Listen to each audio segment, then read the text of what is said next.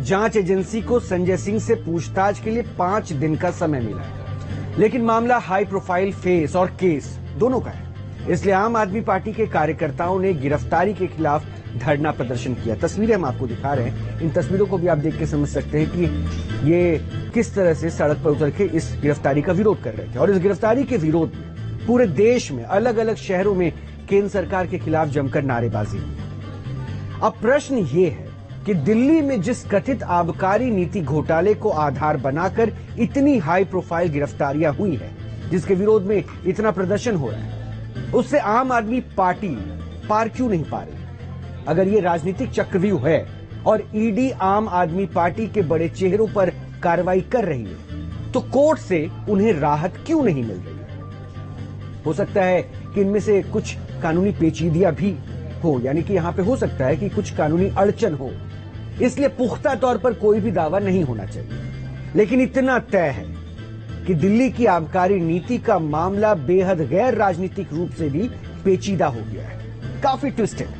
इसलिए मनीष सिसोदिया के बाद संजय सिंह की भी गिरफ्तारी हुई है और इसका कारण है टाइमिंग। इस पर गौर कीजिए। दिल्ली एक्साइज पॉलिसी में जांच पिछले 15 महीने से चल रही है और इसी वर्ष 26 फरवरी को सीबीआई ने दिल्ली के तत्कालीन डिप्टी सीएम मनीष सिसोदिया को भी गिरफ्तार किया था।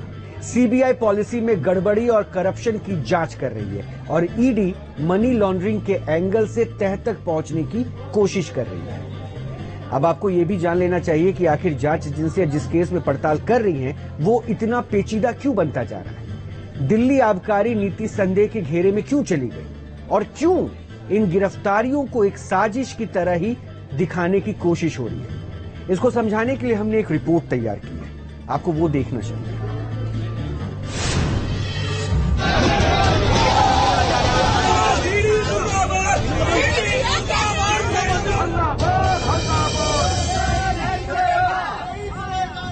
सत्येंद्र जैन, मनीष सिसोदिया, संजय सिंह, आम आदमी पार्टी के ये वो हाई प्रोफाइल चेहरे हैं जिन पर ईडी और सीबीआई ने शिकंजा कसा है।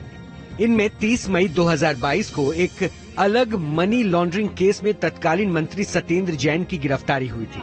इसके बाद 17 नवंबर 2022 से एक ऐसा मामला उठा जिसकी आंच 2 और हाई प्रोफाइल नेताओं पर पड़ी और जांच और गिरफ्तारी के बीच आम आदमी पार्टी की सियासत झूलने लगी। आरोप प्रत्यारोप का मौका दोनों पक्षों को मिला, लेकिन संजय सिंह की गिरफ्तारी से कार्यकर्ता इतने आहत हो गए कि सरकार के खिलाफ उन्होंने सड़क पर ही मोर्चा खोल दिया। पुलिस ने एक्शन लिया, प्रदर्शनकारियों को हटाने की कोशिश भी की, लेकिन गुस्सा ठंडा नहीं पड़ा। इसलिए पार्टी ने सियासी मंच पर मोर्चा खोला। सारे केस झूठे लगा रहे हैं ये लोग, तो कुछ इतने केस लगा लिए, इतनी जांच कर ली, कुछ निकलता तो है नहीं। तो इस जांच के खेल में टाइम ही खराब होता है। आप गिरफ्तारियां करते रहो और लोकसभा चुनाव में आपके हार की तैयारियां जनता कर रही है। और ये साफ देखा जा सकता है कि भाजपा केंद्र में अपनी ताकत का नाजायज फायदा उठा रही है, मिसयूज ऑफ पावर है। ये नाराजगी, गुस्सा सिर्फ आम आदमी पार्टी के नेता या कार्यकर्ता का नहीं था, बल्कि पार्टी जिस गठबंधन का हिस्सा है, उन्होंने भी संजय सिंह की गिरफ्तारी को लेकर केंद्र सरकार के खिलाफ मोर्चा खोल दिया। सिलेक्टेड टारगेटेड लोगों को आप जिस तरह से प्रताड़ित करने जा रहे हो, ये कानून नहीं है, ये संविधान नहीं है, इसे देश चलाना नहीं कहता। जब गिरफ्तारी के बाद प्रदर्शन और हंगामे के बीच सियासत चरम पर पहुंची, तो बीजेपी लीडर्स ने भी मोर्चा संभाला और आम आदमी पार्टी को भ्रष्ट बताने का सिलसिला शुरू हो गया।